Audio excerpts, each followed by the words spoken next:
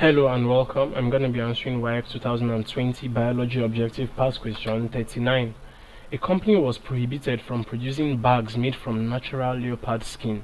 This is an attempt to conserve A. Land, B. Water, C. Wildlife, D. Minerals. So, the company was prohibited from production of bags made from natural leopard skin.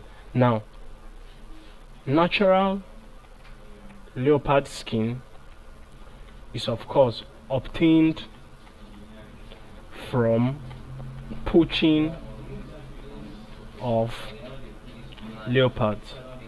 Poaching of course means illegal hunting and killing of leopards. So in order to get natural leopard skin, it involves poaching of leopards.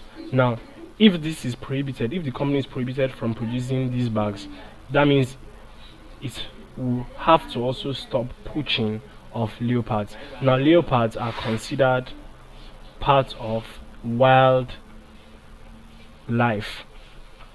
So this act, this entire prohibition of this company from making these bags will help to conserve the life of leopards, which is part of wildlife.